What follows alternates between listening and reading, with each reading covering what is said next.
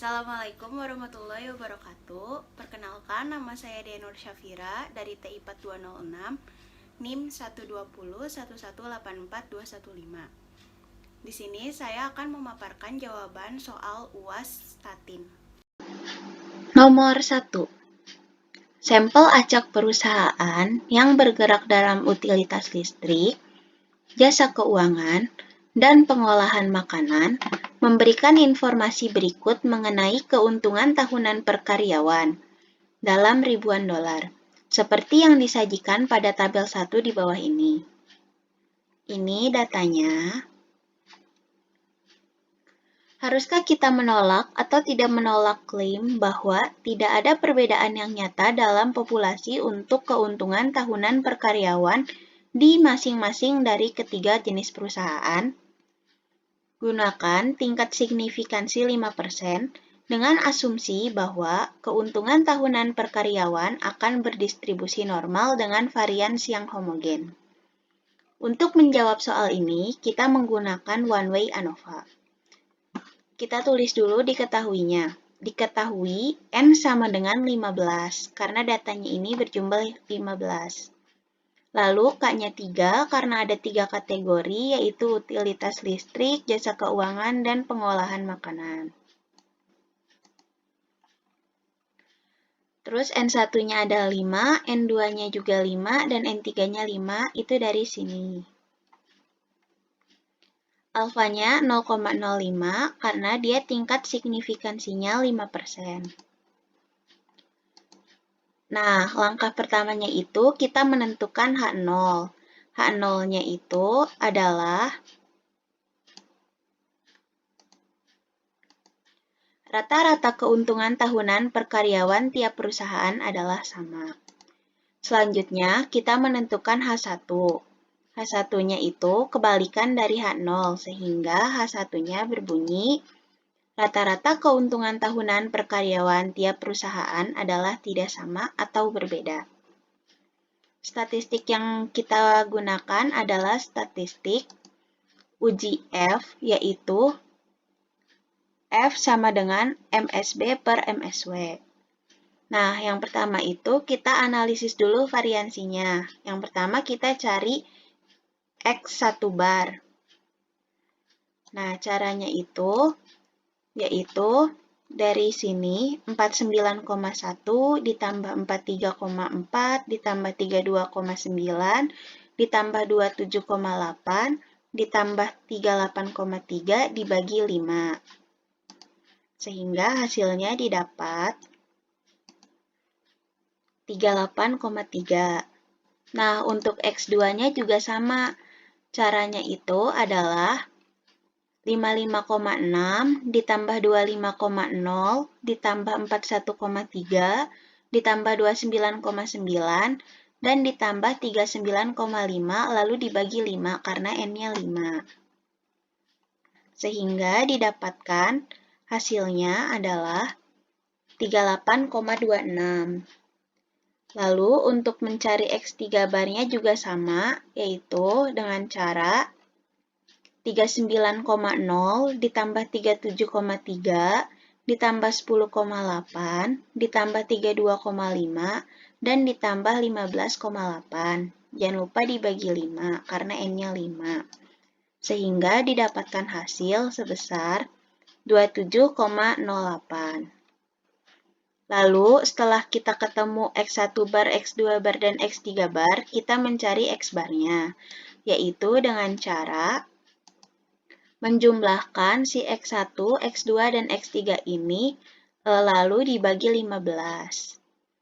Sehingga didapatkan hasil sebesar 34,547. Setelah kita dapatkan data-data X1 bar, X2 bar, X3 bar, dan X bar, kita dapat menghitung SSB. Dengan rumus SSB sama dengan N1 dikali X1 bar dikurang X bar dikuadratkan ditambah N2 dikali X2 bar min X bar dikuadratkan. ditambah N3 dikali X3 bar min X bar dikuadratkan. Nah, kita masukin aja nih angka-angkanya. N1-nya itu didapat dari yang tadi diketahui juga nih, ada 5 kan. Terus abis itu X1 barnya kan udah didapat tadi 38,3. Terus X barnya juga udah diketahui 34,547.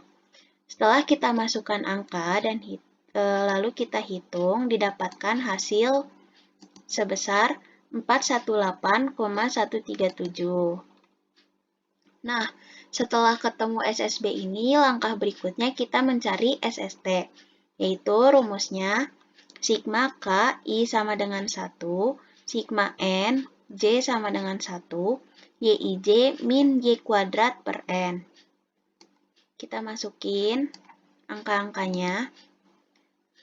YIJ ini didapat dari soalnya, kayak 49,1 dikuadratkan ditambah 43,4 kuadrat ditambah 32,9 kuadrat sampai 15,8 dikuadratkan.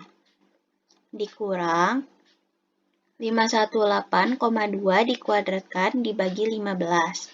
15-nya ini dari banyaknya jumlah data di sini, atau dari N keseluruhannya juga. Setelah dihitung, didapatkan hasil sebesar 1925,56. Langkah berikutnya yaitu kita menghitung SSW, yaitu dengan cara SST min SSB. Nah, kita masukin aja nih angkanya. SST-nya kan tadi udah diketahui, 1925,56. Terus SSB-nya udah kita dapat juga 418,137, sehingga hasilnya SSW sama dengan 1507,42. Setelah mencari SSW, langkah berikutnya kita mencari MSB, yaitu dengan cara SSB per K-1. SSB-nya kan tadi udah dapet tuh, 418,137 dibagi K-1. K-nya itu tadi kan udah diketahui 3 dari sini. Terus dikurang 1, didapatkan hasil sebesar 209,07. Selanjutnya kita mencari MSW, yaitu dengan cara SSW dibagi N min dalam kurung K min 1. Sama dengan, kan SSW-nya juga tadi udah dapat nih, 1507,42. Dibagi N-nya 5 dikali 3 min 1. Didapatkan hasil sebesar 125,62. Selanjutnya kita mencari F, yaitu dengan cara MSB dibagi MSW, yaitu 209,7 dibagi 125,62, dan didapatkan hasil 1,66. Lalu kita mencari DFB dengan cara 3 min 1 sama dengan 2, dan DFW sama dengan 15 min 3 sama dengan 12. Nah, setelah kita melakukan perhitungan-perhitungan itu, kita masukin data-data perhitungan kita nih ke dalam tabel ANOVA, dan didapatkan seperti yang tertera pada gambar. Langkah berikutnya yaitu kita menentukan daerah kritis dan kriteria uji. Diketahui kan tadi di soal alfanya 0,05. Terus kita cari V1-nya, yaitu dengan cara K-1. K-nya kan tadi 3, jadi 3 min 1 sama dengan 2. Lalu V2-nya itu, yaitu 3 dikali 5 min 1 sama dengan 12. Nah, pada F alfa sama dengan 0,05, V1 sama dengan 2, dan V2 sama dengan 12, ternyata Di tabel F itu didapatkan hasil sebesar 3,89.